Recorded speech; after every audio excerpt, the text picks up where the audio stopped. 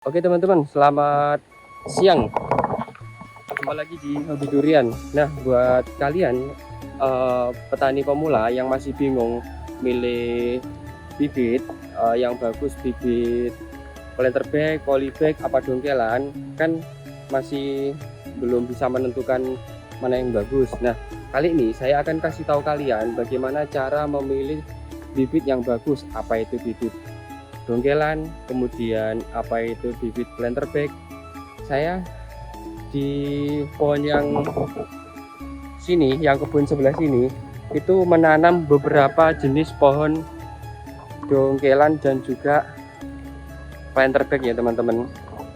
Jadi saya kasih tahu buat kalian yang masih bingung bibit dongkelan itu bagus atau enggak sih, apa yang lebih bagus daripada bibit planterback. Oke, ini saya akan kasih contoh. Salah satu contoh pohon durian bawor. Ini adalah bibit dari dongkelan teman-teman. Jadi bibit dongkelan ini bibit yang ditanam di tanah untuk para petani bibit durian. Kemudian kalau sudah besar dia didongkel. Saya ingatin gitu. Nah, ini didongkel teman-teman. Nah, didongkel pada saat pendongkelan itu akarnya diputus teman-teman. Nah, inilah yang biasanya menuai pro dan kontra pada saat ambil kita siram teman-teman. Pada saat pendongkelan pasti akarnya terputus. Biasanya yang akarnya terputus itu nanti pasti ada ini, wah jangan ambil bibit dongkelan, nanti akarnya terputus, pasti akan stres dan cepat mati. Ya benar, tidak salah itu, benar juga teman-teman. Tapi gini, setelah dilakukan pendongkelan pada petani bibit durian, maka pohon durian itu tidak boleh langsung dijual teman-teman. Jadi saya sarankan kalian memilih petani bibit durian yang amanah ya teman-teman. Jadi jangan sampai pohon dongkelan yang barusan didongkel itu langsung dijual ke kalian. Itu sangat tidak saya rekomendasikan. Karena apa? Tidak lama lagi jika kalian menanam bibit itu, bibitnya akan mati teman-teman. Karena apa? Karena stres yang diakibatkan pemotongan akar. Nah gitu. Kecuali kalau kalian beli bibit dongkelan itu sudah di karantina. Nah, apa itu karantina? Buat kalian yang bingung apa itu karantina,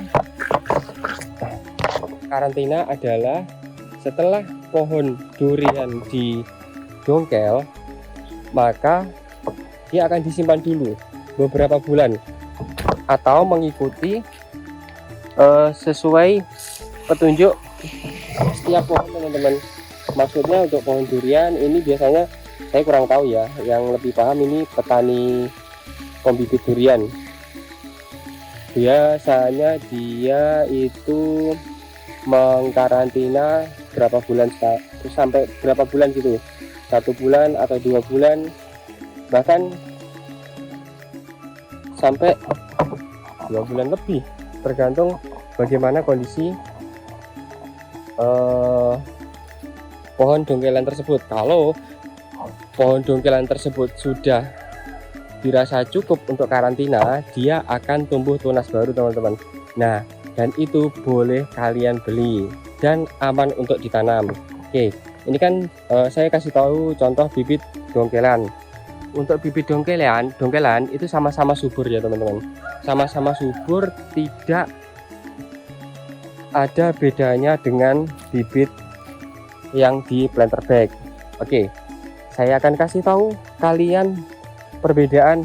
Ingat-ingat ya, ini bibit dongkelan, perbedaan bibit dongkelan sama planterback. Saya akan ajak kalian ke pohon satunya, bibit dari planterback. Ini dongkelan ya teman-teman, bagus kok, bagus. Nanti saya kasih tahu lagi trik memilih bibit dongkelan. Ini bibit dongkelan. Kita lanjut ke bibit yang dari planterback.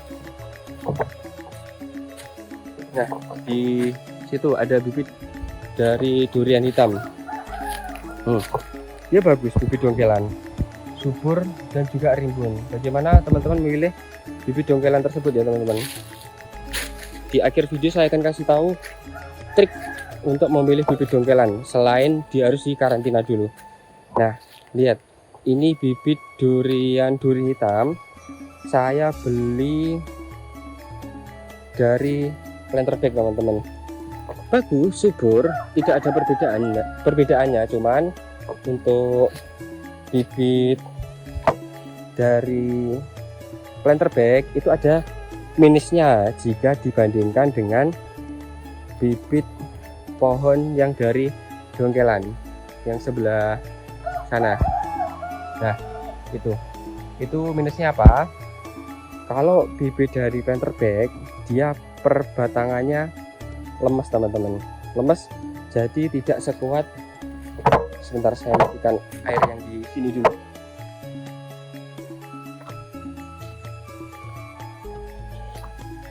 Penyiraman durian full.